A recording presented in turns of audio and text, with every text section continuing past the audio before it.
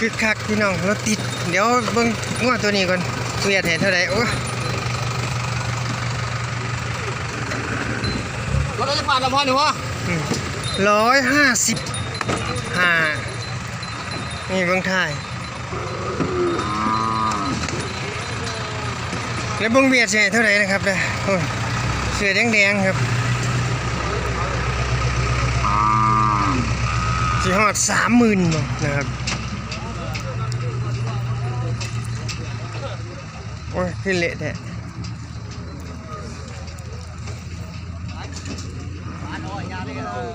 ฮอดบ่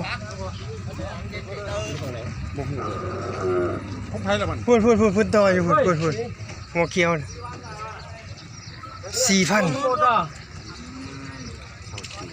34,000เดี๋ยว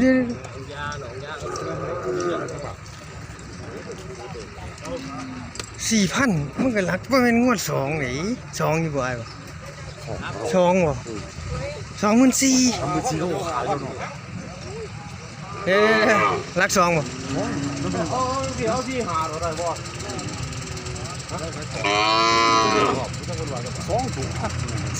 บ่ฮอดบ่แม่นงวด3มัน24,000พี่น้องอ่ะคุยกันก็ขายแล้วอยู่155เกือบ160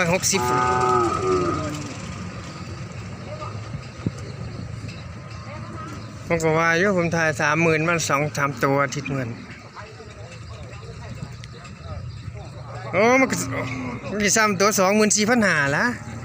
อาทิตย์ก่อนผมถ่ายไป24,000พี่น้องเวียดนามให้นะประมาณ 30,000 คนพี่น้องนะครับ 30,000 บาทเวียดนามให้ยาวนะครับนะ150นะครับได้พี่น้อง50ถึง155เลยนะครับเหยียดยาวงัวตัวนี้หูถึงปากนะครับลูกกระทบพี่น้องนะเวียดให้ 30,000โอ้บ่เห็นงัวร้อยเลี้ยง 30,000โดนละนี่ถ่าย 30,000 บาทเอาให้นะครับนะบ่ได้อ้วนแห้งเลยพี่น้องนี่ถ่าย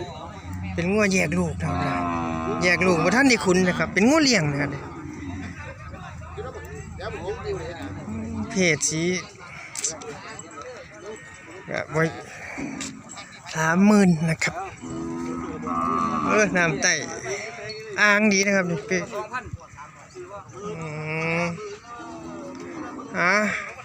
แล้วใช้เบื้องหน้านี่นี่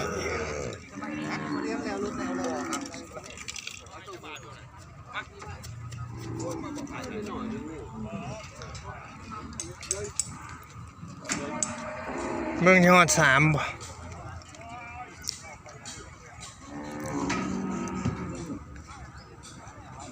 แป๊บนึงนะพี่น้องเพราะว่าต้องให้เพื่อนคุยกันก่อนเพื่อนซื้อขายกันก่อนนะครับก็จะไม่ได้รบกวนเพื่อน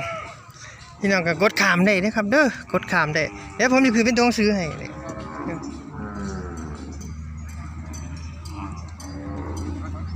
ในเงินว่า 4,000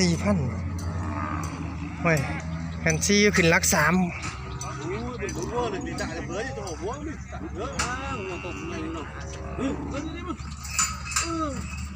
แบบหนึ่งได้พี่น้องได้ผมกับขาดโรงเรียนไว้อาทิตย์2 อาทิตย์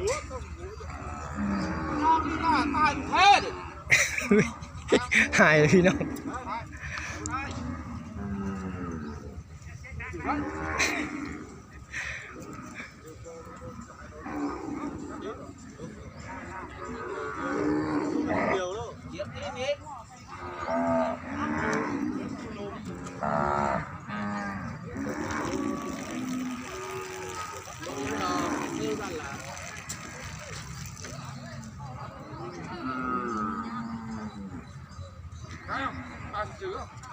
ขายบ่ได้ลูกเอ้ยขาดทุนเจ้าให้นะม้วนไม่ได้หน่อยเนาะซื้อไม่ใช้หาปัญหารักได้ไอ้2บ่ฮอด3เลยให้ 25,500 125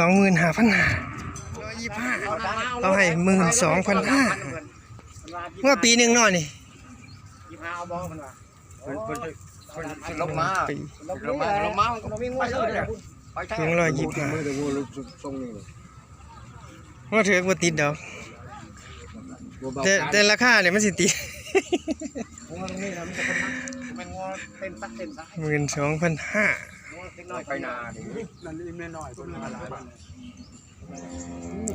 ขายแล้ว เอ้า โอ้โหขายแล้วยังขายตัวละ3,500 งัวแดงนี่มันจ่อยนึกว่าแดงก็แดง มันจอยด้านหลังมันจอย 125เท่ากัน มันจอยหัวข้างหน้ามัน ตัวแดงเขาให้พ่อเข้าหมื่นเต็มบ่ จอยนี่แหละมัน งัวตัวแดง ตัว นี่ นี้ให้2,000 โอ้12,000 ครับเพราะว่าผมเอาทั้งคู่นี่2,500คู่ผมก็ห้องเพลงสายันตลอด โอ้โหโอ้ซื้อเพลงโอ้ย เอาไปทั้งคู่เลยผู้เสียสละ 12,000เดี๋ยวเบิ่งเอ้า กันว่างัวกินหัวหางงัวยังตัวงัวกินยาธรรมชาติ 12,000โอ้ยมันสิตื่นพี่น้องตัวนี้ตื่นเอาแค่นี้โอ้130อยู่นี่เรียกได้เท่าไหร่นะครับ150โอ้เกือบ160มันเป็นให้เท่าไหร่งัวอ้วน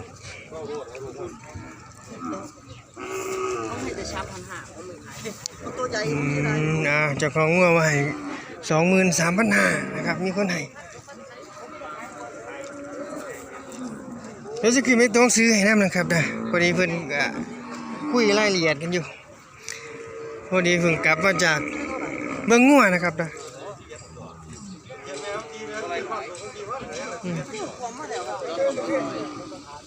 โอ้เวียดนามให้รอด 2,000กับประมาณ20,000นะครับ20,000 500ประมาณนี้นะครับเวียดนามให้นะเดี๋ยวจะขึ้นเป็นตรงซื้อให้โอ้ตัวใหญ่ตัวนี้ได้2 บ่เวียดนามซื้อบ่แพงกว่าไหนโอ้160อยู่เด้อพี่น้อง21,000มาดื้อมัน มันโหลดนี่มันดึงไว้อยู่นี่ โอ้หูดังมันจะขาดแล้วเด้เข้าหลุด บ่มีเชือก